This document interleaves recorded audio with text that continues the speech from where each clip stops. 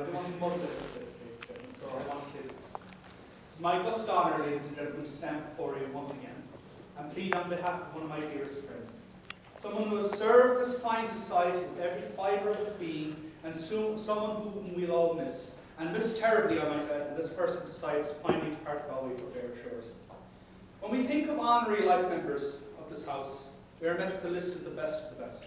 Not just in a debating sense, thank goodness, but a showing of the best the society had within it, year within year, who deserve the admiration of those around them, and as a reward for serving society to a great degree. It was Ashley O'Connell last year who perhaps described the qualification for HLM in the most succinct way I ever heard anyway. We award HLMs to those who we could not imagine the society existing without. And while, like all candles, wicks do fizzle out, so too will this person's involvement in our society on a day-to-day basis.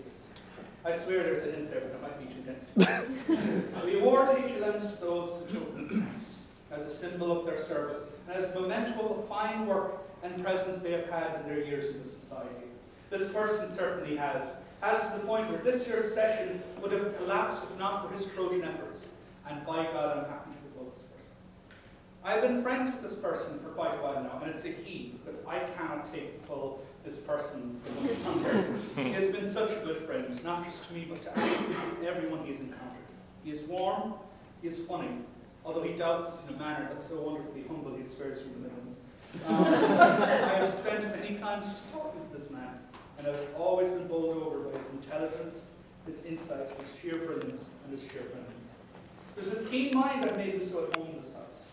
Lord knows you've heard of so many amazingly apt things from him over the years, be it talk of nation states, talk of football, and the sad realization of life's failures, be it the pithy arguments on economics or the techno-poetry he freestyled about science.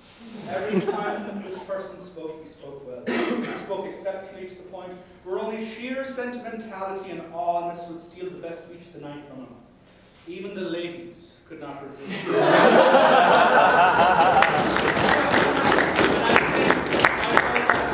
Ms. Driscoll collaborated on this.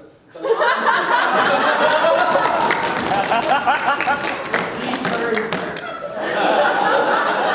longer that man's hair got, the better his prospects got. To the point where we ourselves at the house party in EGM in my first year came up with the inverse fizzle graph. Where we found out that the worse the economic state of the country was, the better his prospects were going. Why did he write that one out? He doesn't make sense. More than this, though, however, because good speakers can be horrible people. We were lucky in his dedication to his friends and to anyone who needed help. He was always there at workshops, at IVs, to help an up-and-coming speaker, dispensing sage advice among support. He was always there to help with cases and with anyone who found themselves doing well in the times of the mace.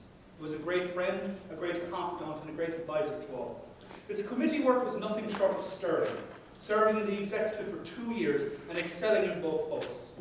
We never had a cash flow problem or bounce check with this man's mind on the books. Nor this year do we have any catastrophe happen short of Conor Kelly forgetting his belt one day. Mr. Alter, I could spend all night speaking about how much I respect and love this guy. He's been an admirable speaker, an exceptional committee member, and one of my best friends since I arrived into society in Galway. He has the respect of each and every one of us in the committee and in the house, and not just for being able to explain the bell curve to us all.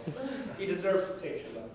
For he has been a friend to the society, to all of us as a whole, and the thought of living without this man is a sad one for me, and I'm sure it's a sad one for the rest of you.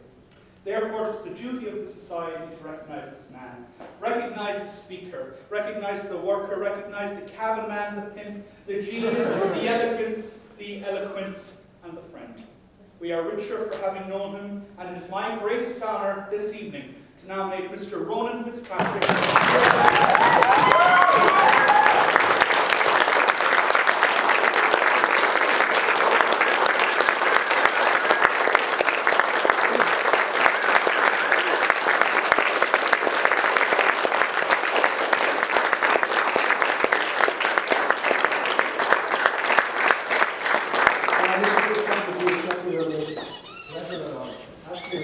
Do we have a seconder? Do we have any opposition? This is betrayal. No worries. So Just a quick vote, so all those in favour, right hand to the yay. All those opposed, left hand to nay. So, abstentions. Hairdressers. I deem yourself to be now a HLM.